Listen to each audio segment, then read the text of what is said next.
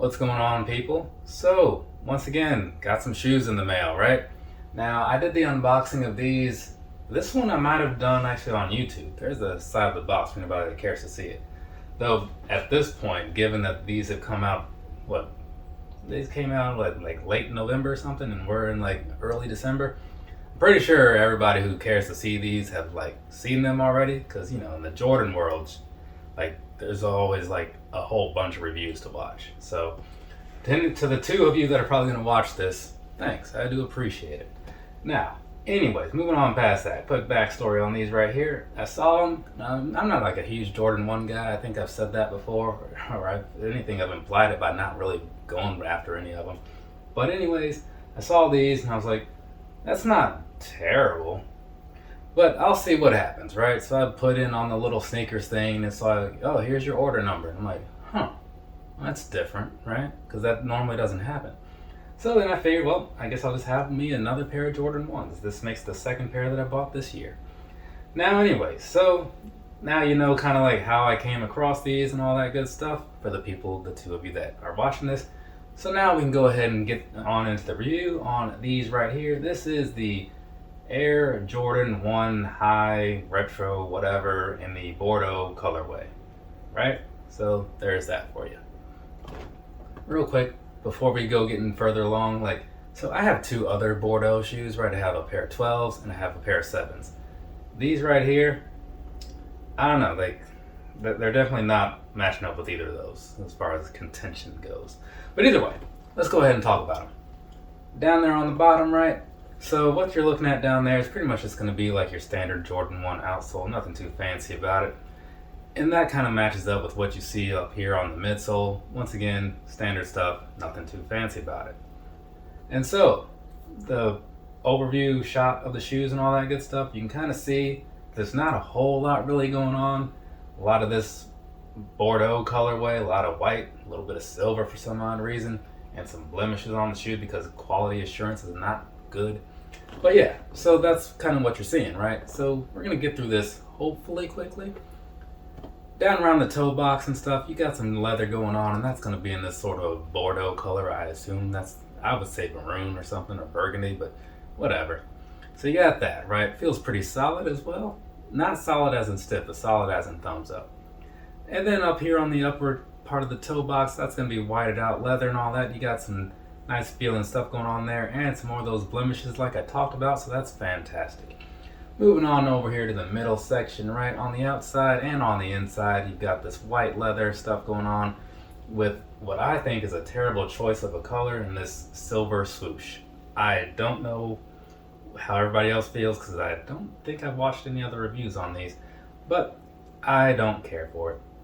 Moving back just a little bit, you got the heel area, right, and that's going to be more of that leather and all that good stuff, same as the front area. Feels pretty good, and it's just going to be in that burgundy Bordeaux color. So there's that. And now above that, right, so as Jordan 1s generally are structured, you have pretty much the same thing going on there. Once again, the quality throughout these is very good, I will say that. So you have that, but the one thing that I don't quite understand is what's going on over here with this plastic thing for the Air Jordan logo. I feel like that's not how they normally are, but again, given that I bought like one of these in the last year, I can't really recall for sure. But I don't know. Either way, whether that's the same or not, I don't really care for it a whole lot. So I'll just leave you with that. And then above that, you got some more leather. This time around, it's white. So that's pretty much all the shoe, right, as far as that stuff goes. So switching around over here to the lace and all that stuff. Now, the laces that it comes with, at least partially in here, are going to be those burgundy ones, right? You do have an extra option of white laces over here on the other shoe, so if you want to switch those in, go for it. Me, you know how I feel about laces probably. Anyway, so moving on, right? There's going to be just your standard flat laces, nothing too special about them. They don't have any fancy like lace tips or anything like that. So just normal stuff. And then behind that, you've got the standard Jordan tongue that you have, right? Got that sort of mesh kind of thing, and then at the top you've got Nike Air stitched on there on this little patch or whatever. And then you flip that thing around because we're going to go ahead and jump onto the inside. So on the back of the tongue, This is feeling pretty nice. It's got this nice plush sort of feel going on to it. I think that's just like a standard thing for Jordan 1 design, right? But hey, whatever. And then sock liner wise at the top, you're going to have more of that burgundy Bordeaux sort of colorway. And it's looking pretty nice. I do like the burgundy color. It's one of my favorites overall. And then down there, once you get onto the inside, you've just got the Nike Air on the insole. That's going to be a white insole with, you guessed it, burgundy letters. So there's that. And now I would say we have covered the whole thing of the shoe. One thing I didn't quite mention, but you probably saw it, is that the tongue is outlined in burgundy. Is that a standard thing for Jordan 1 designs? Maybe. I don't know. So anyways, we've covered all the looks of the shoe. I'll hit you with some thoughts, which I've already alluded to throughout the video, but this is where I get to show you some other pictures, so just bear with me. I'm not a huge fan of these, right?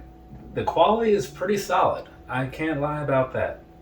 I think the thing that takes away from them in a large way is that swoosh on the side. If it was not that silver metallic thing, maybe if it was just like the same burgundy or something, that'd be okay. And this little thing up here, the Air Jordan thing, if that was done, maybe if that was just white and it was just like stitching, because I think a lot of them are stitching, right?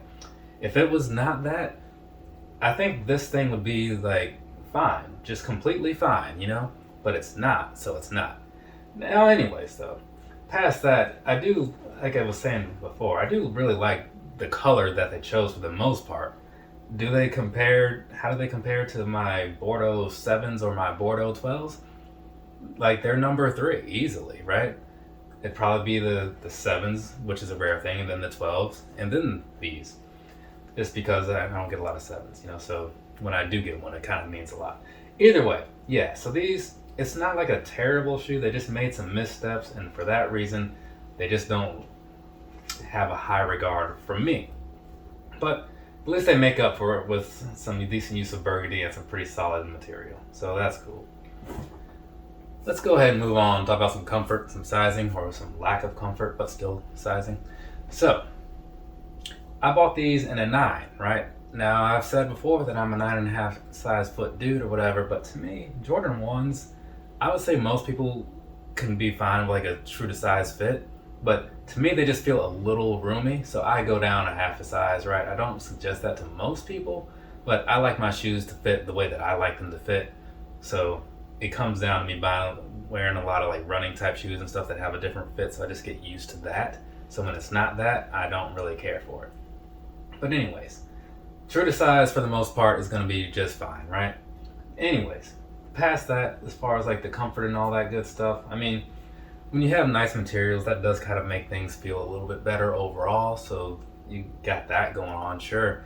But as far as like just something to walk around all day in, the Jordan 1 comfort is just, to me, not a thing that exists, right? Is it terrible? No, I guess not. But there's just so much better than that, you know? And again, it's kind of like I was saying before, like older technology in the midsole, like you're going to get what you're going to get out of it. If I really cared about it, I'd probably go buy some Zoom comfort ones or something, but I'm just putting it out there just to say how I feel about it. It's nothing amazing.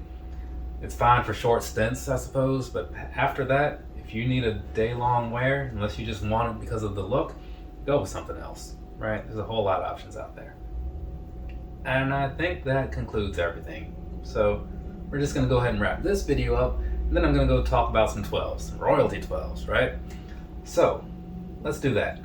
From me to you, have a nice rest of your day or rest of your night, whatever it is, wherever you are. I will be back with, like I said, I've got that video, and I had just recorded one before this one about some Krusty Burger shoes. So if you care to watch more of my videos, you can. There's also a whole backlog going back to like January of 2019, coming up on my 3-year mark actually. So whatever. Or there's an option number 2. Actually, there's 2 other options.